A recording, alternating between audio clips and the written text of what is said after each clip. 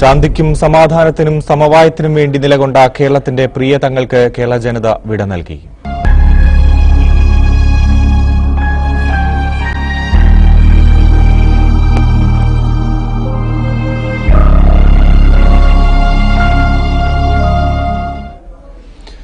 ആചാരവിധികളുടെ അകമ്പടിയോടെ പാണക്കാട് മുഹമ്മദ് അലി ശിഹാബ് തങ്ങൾ പരമകാരുണികന്റെ ദയാവായ്പിലേക്ക് യാത്രയായി. പാണക്കാട് ജുമാ മസ്ജിദ് ഖബർസ്ഥാനിൽ 3 മണിയോടെയാണ് ഈ അപൂർവ വ്യക്തിത്വത്തിന്റെ അന്ത്യകർമ്മങ്ങൾ പൂർത്തിയായത്.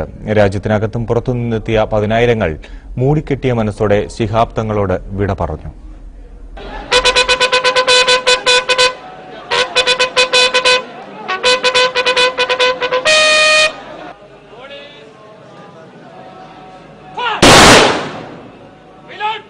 ഏഴു പതിറ്റാണ്ടിലധികം നീണ്ട സജീവമായ കർമ്മ പരമ്പരയ്ക്കാണ് പോലീസ് സേന അഭിവാദ്യങ്ങൾ അർപ്പിച്ചത്.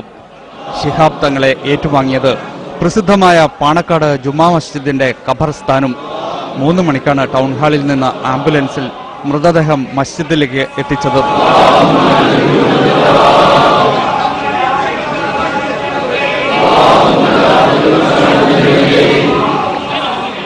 ശിഹാബ് തങ്ങളുടെ മക്കളും ലീഗിന്റെ തലമുതിർന്ന നേതാക്കളും ആംബുലൻസിലുണ്ടായിരുന്നു. പിന്നെ അല്പനേരം നീണ്ട മയ്യത്ത് നമസ്കാരം.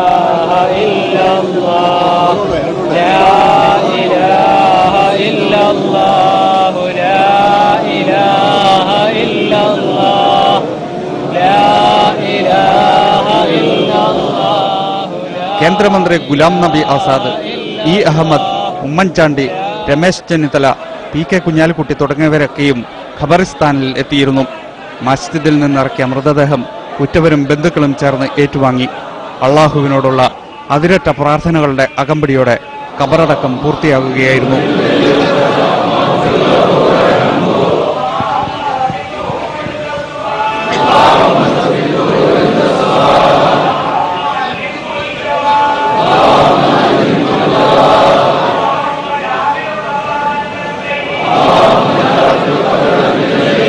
പാണക്കാട് മുഹമ്മദ് അലി ശിഹാബ് തങ്ങൾ ഇനി ദീപ്തവും സൗമ്യവുമായ ഒരു ഓർമ്മ.